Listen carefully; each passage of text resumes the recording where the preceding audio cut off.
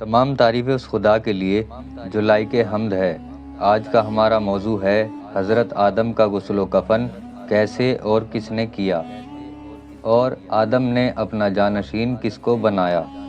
بسند معتبر حضرت امام محمد باقر علیہ السلام سے منقول ہے، جب آدم حابیل کے قتل پر مطلع ہوئے تو بہت روئے اور خدا سے اپنے حال کی شکایت کی۔ خدا نے ان کو وحی فرمائی، میں تم کو ایک فرزند بخشوں گا جو حابیل کا عوض اور قائم مقام ہوگا۔ پھر شیش پیدا ہوئے اور 7ویں روز ان کا نام رکھا گیا۔ خدا نے آدم کو وحی کی کہ یہ پسر میری جانب سے ایک بخشش ہے، اس کا نام ہبت اللہ یعنی اللہ کی بخشش رکھو۔ آدم نے ان کا نام ہبت اللہ رکھا۔ جب آدم کی وفات کا وقت قریب آیا، خدا نے ان کو وحی کی کہ میں تم کو دنیا سے اپنے جوار رحمت کی طرف بلانے والا ہوں، لہٰذا اپنے بہترین فرزند کو جو میری بخشش ہے وصیت کرو اور اپنا وصی قرار دو۔ جو اسما میں نے تم کو تعلیم کیے ہیں اس کے سپرد کرو، کیونکہ میں پسند نہیں کرتا کہ زمین اس عالم سے خالی رہے جس کو میری طرف سے علم عطا ہوا ہو اور میرے حکم کے مطابق حکم کرتا ہو۔ میں چاہتا ہوں کہ اس کو اپنی مخلوق پر حجت قرار دوں۔ تو آدم نے اپنی تمام اولاد زن و مرد کو جمع کیا اور کہا، اے فرزندو، میں دنیا سے جانے والا ہوں اور خدا کا حکم ہے کہ میں اپنے بہترین فرزند ہبت اللہ کو وصیت کروں۔ بے شک خدا نے اس کو پسند کیا ہے اور میرے بعد تمہارے لیے اختیار فرمایا ہے، لہٰذا اس کی بات سنو اور اس کی اطاعت کرو کہ وہ تم لوگوں پر میرا وصی اور خلیفہ ہے۔ سب نے کہا، ہم نے سنا اور اس کی اطاعت کریں گے۔ پھر آدم کے حکم سے ایک تابوت بنایا گیا۔ آدم نے اپنا علم و اسما اور وصیت اس میں محفوظ کیے اور ہبت اللہ کے سپرد کیا اور کہا، دیکھو، جب میں مر جاؤں مجھ کو غسل و کفن دینا اور نماز پڑھ کر دفن کرنا، اور جب تمہاری وفات کا وقت آئے اور تم کو آثار معلوم ہو تو اپنے فرزندوں میں جو سب سے نیک اور سب سے افضل اور سب سے زیادہ تم سے مشابہت رکھتا ہو اس کو وصیت کرنا، اور زمین کو بغیر کسی عالم کے جو ہم اہل بیت میں سے ہو خالی نہ چھوڑنا۔ اے فرزند، خدا نے مجھ کو زمین پر بھیجا اور اس میں اپنا خلیفہ قرار دیا اور خلق پر اپنی حجت قرار دیا، اور میں تم کو اپنے بعد زمین میں اپنی حجت قرار دیتا ہوں، اور تم بھی جب تک کسی کو خدا کی مخلوق پر اس کی حجت اور اپنے بعد وصی نہ قرار دے لو، دنیا سے رخصت نہ ہونا، اور اس وصی تابوت اور جو کچھ اس میں ہے سب سپرد کر دینا جس طرح میں نے تم کو سپرد کیا ہے، اور اس کو آگاہ کرنا، میرے فرزندوں میں سے ایک پیغمبر جلد آنے والا ہے جس کا نام نوح ہوگا، اس کی قوم طوفان میں غرق ہوگی، اور اپنے وصی کو وصیت کرنا کہ تابوت اور جو کچھ اس میں ہے سب کی حفاظت کرے، اور تاکید کر دینا جب اس کی وفات کا وقت آئے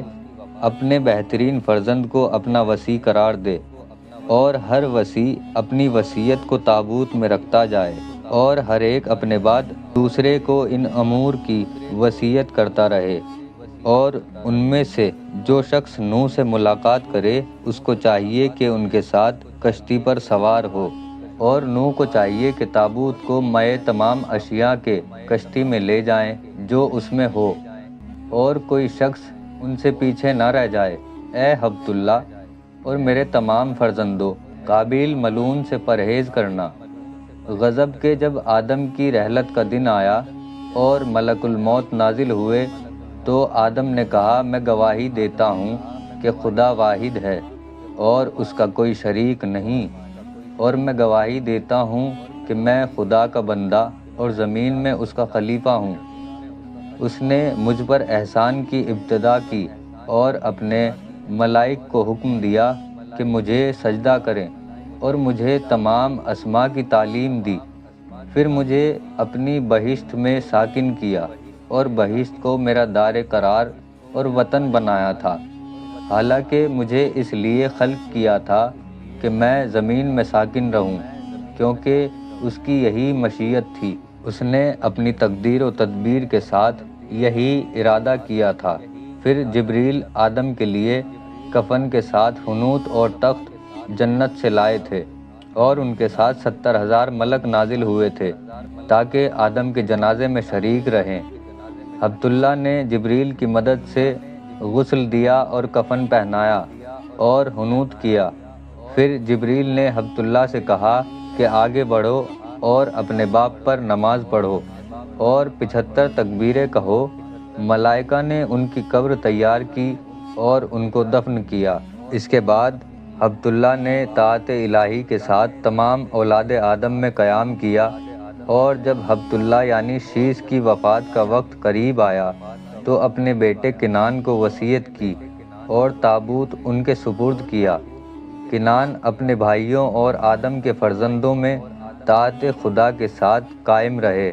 جب ان کی وفات کا زمانہ آیا تو اپنے بیٹے مولائیل کو اپنا وصی قرار دیا، اور تابوت اور ان چیزوں کو جو اس میں تھی مولائیل کے سپرد کیا، اور نوح کی پیغمبری کے بارے میں ان سے وصیت کی۔ مولائیل کی وفات کا وقت قریب آیا تو انہوں نے اپنے بیٹے اخنو کو وصیت کی، جن کو ادریس کہتے ہیں، اور تابوت اور اس کی چیزوں کو ان کے سپرد کیا۔ اخنو ان چیزوں کے ساتھ قائم رہے۔ جب ان کی اجل قریب آئی تو حق تعالیٰ نے ان کو وحی فرمائی کہ میں تم کو آسمان پر اٹھانے والا ہوں، لہٰذا اپنے بیٹے خرقائیل کو وصیت کرو۔ خرقائیل اخنو کی وصیت پر قائم ہوئے۔